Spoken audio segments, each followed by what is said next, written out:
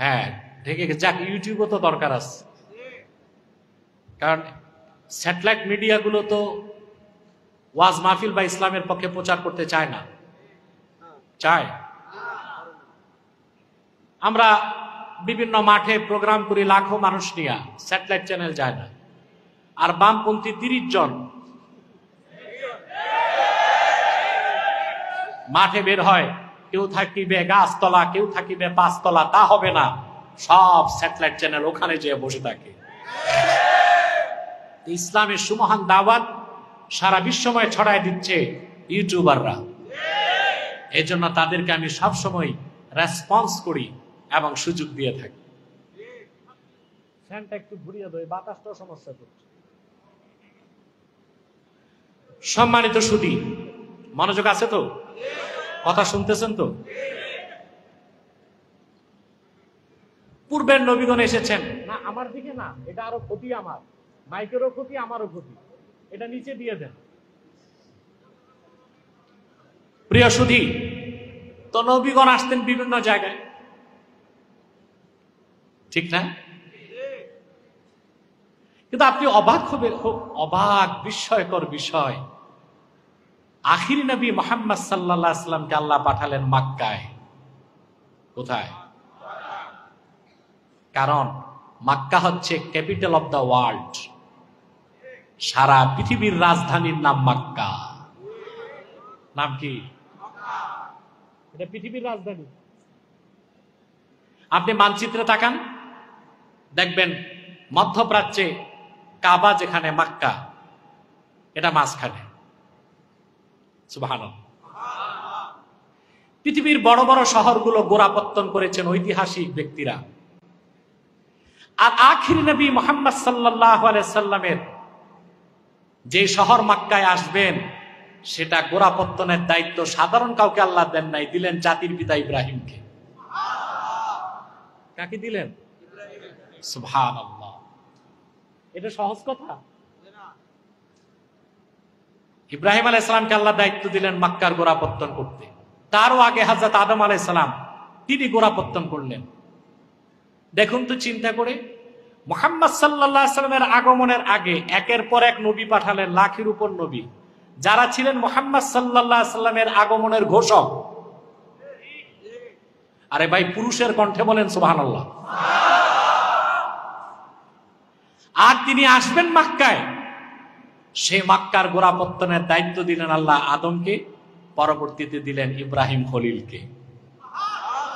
আল্লাহ পাক বলেন, ইন্না আউওয়ালা বাইতিন উদিয়া লিন-নাসি লাল্লাযী বিবাক্কাতা মুবারাকান ওয়া হুদাল লিল আলামিন। আল্লাহর ইবাদতের জন্য প্রথম ঘর নির্মিত হলো মক্কায়। কোথায়? বলেন, কথা বলেন। বাক্কা মানে মক্কা। বাক্কা ইয়াবুক্কু, তাবুক্কু থেকে বাক্কা। কেন? আল্লাতী তাবুক্কু আনাকাল জাবাবিরা। আল্লাহর হাবিব মুহাম্মদ সাল্লাল্লাহু আলাইহি সাল্লাম মক্কায় আসবেন, ওনার মৌলিদ হচ্ছে মক্কা। সেজন্য জগৎ সৃষ্টির শুরু থেকে আজ পর্যন্ত, আজ থেকে কিয়ামত পর্যন্ত মক্কার নিরাপত্তার দায়িত্ব আল্লাহ নিজের হাতে রেখেছেন। বাক্কা ইয়াবুক্কু, তাবুক্কু মানে চূর্ণ বিচূর্ণ করা। পৃথিবীতে যখনই কোন শাসক মক্কায় ঢুকতে চেয়েছে, মক্কা তার ঘাটটা চূর্ণ বিচূর্ণ করে দিয়েছে, এই জন্য নাম বাক্কা। আর রাসূলুল্লাহর খাতিরে আল্লাহ নাম ঘুরায় দিলেন মক্কা। সুবহানাল্লাহ। এই মক্কা গোড়াপত্তন করলেন জিবরিল নিজে এসে আদমের মাধ্যমে। আদম আলাইহিস সালাম নামলেন শ্রীলঙ্কায়। ইমাম বাগাবী মাআলিমুত তানজিলে লেখেন, হাজ্জা আদামু 40 হাজ্জাতান বিল মাশিয়ে। হযরত আদম শ্রীলঙ্কা থেকে, হিন্দুস্তান থেকে 40 বার পায়ে হেঁটে যে হজ করেছেন মক্কায়। বলেন সুবহানাল্লাহ। কতবার? 40 বার। দেখেন, চিন্তা করেন, রাসূলুল্লাহ আগমন করবেন মক্কায়, কত আগ থেকে আল্লাহ পরিকল্পনা গ্রহণ করছেন। লাখের উপর নবী পাঠাইছেন, যারা সবাই ঘোষণা দিছে আখিরি নবী মুহাম্মদ সাল্লাল্লাহু আলাইহি ওয়াসাল্লাম। প্রত্যেকেই রাসূলুল্লাহর উপর ঈমান এনেছেন নিজ নিজ যুগে। আর মুহাম্মদ সাল্লাল্লাহু আলাইহি সাল্লাম আসবেন মক্কায়, সেই শহরের গোড়াপত্তনের দায়িত্ব কে নিছেন? আল্লাহ। দায়িত্ব দিচ্ছেন জিবরিলকে, দায়িত্ব দিচ্ছেন আদমকে, পরবর্তীতে দায়িত্ব দিলেন ইব্রাহিম খলিলুল্লাহকে। সুবহানাল্লাহ। কারণ মক্কা মুকাররমা যিনি গোড়াপত্তন করবেন তাকে নেতা হতে হবে। কি হতে হবে? নেতা হতে হবে। সাইয়্যিদুল মুরসালিন মুহাম্মদ সাল্লাল্লাহু আলাইহি সাল্লাম মক্কায় আসবেন, আল্লাহ সাধারণ কোন পয়গম্বর দিয়া গোড়াপত্তন করেন নাই, এমন এক পয়গম্বর দিয়া গোড়াপত্তন করেছেন যার বংশে ৭০,০০০ পয়গম্বর আল্লাহ পয়দা করেছেন। আল্লাহ রাব্বুল আলামিন বলেন, ওয়া ইযিবতালা ইব্রাহিম রাব্বুহু বিকালিমাতিন ফাআতাম্মাহুন ক্বালা ইন্নী জাঈলুকা লিন-নাসি ইমামা। আল্লাহ হযরত ইব্রাহিমকে বলেছেন, ইব্রাহিম আমি কে? দায়িত্ব দিয়েছেন আদমকে, পরবর্তীতে দায়িত্ব দিলেন ইব্রাহিম খলিলুল্লাহকে। সুবহানাল্লাহ। কারণ মক্কা মুকাররমা যিনি গোড়াপত্তন করবেন তাকে নেতা হতে হবে। কি হতে হবে? নেতা হতে হবে। সাইয়্যিদুল মুরসালিন মুহাম্মদ সাল্লাল্লাহু আলাইহি সাল্লাম মক্কায় আসবেন, আল্লাহ সাধারণ কোন পয়গম্বর দিয়া গোড়াপত্তন করেন নাই, এমন এক পয়গম্বর দিয়া গোড়াপত্তন করেছেন যার বংশে ৭০,০০০ পয়গম্বর আল্লাহ পয়দা করেছেন। আল্লাহ রাব্বুল আলামিন বলেন, ওয়া ইযিবতালা ইব্রাহিম রাব্বুহু বিকালিমাতিন ফাআতাম্মাহুন ক্বালা ইন্নী জাঈলুকা লিন-নাসি ইমামা। আল্লাহ হযরত ইব্রাহিমকে বলেছেন, ইব্রাহিম আমি কে? দায়িত্ব দিয়েছেন আদমকে, পরবর্তীতে দায়িত্ব দিলেন ইব্রাহিম খলিলুল্লাহকে। সুবহানাল্লাহ।